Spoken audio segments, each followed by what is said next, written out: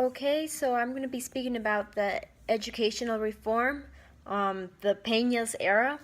So, first of all, Peña Nieto was elected for president in 2012, and that's when everything got started.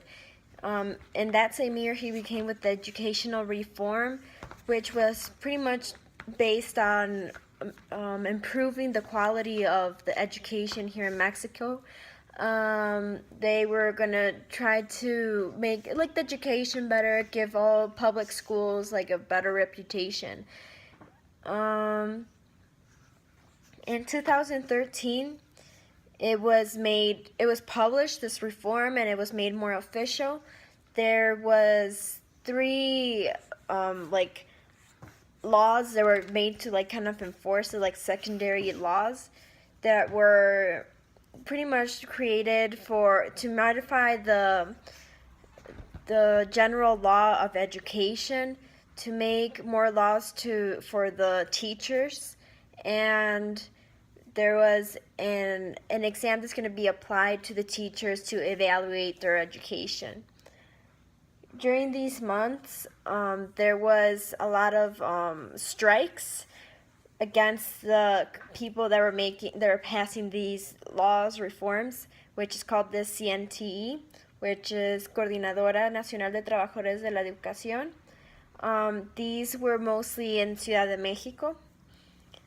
After that, pretty much there was a lot of problems, a lot of people that were against it because teachers don't want to be tested for their knowledge, because if they didn't if they weren't up to date, or if they didn't qualify again, like they didn't qualify according to that test, they could be fired or placed into a different school, which was not favorable for teachers.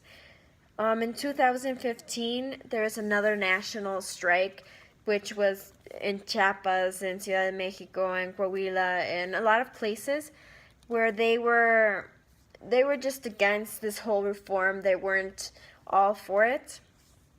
In 2016, Enrique Peña Nieto his truth was uncovered, which is a way to say that his thesis was said to be completely plagiarized. 197 of the 682 paragraphs were officially made known to be plagiarized, but the school isn't going to do anything about it because there's been a long period of time since he graduated, so they don't have any rules on what applies to a person that already graduated and already got away with it. So that's about it. Later on in that year, they decided that they would penalize him with like a dishonesty certificate. In 2017, thank God, his realm ended and he left. But before that, he left 43 missing teachers that were striking against the reform, which he says he had nothing to do with, but they have not been found.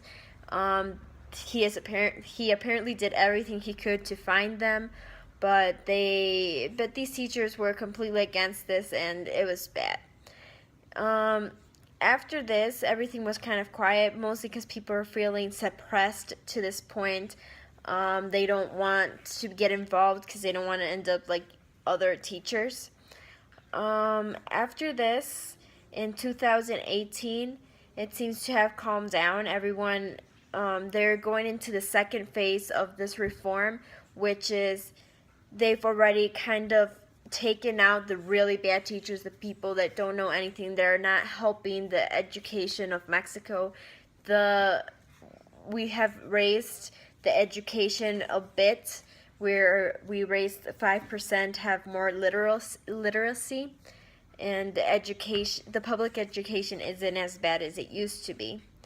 2019, we have our new president.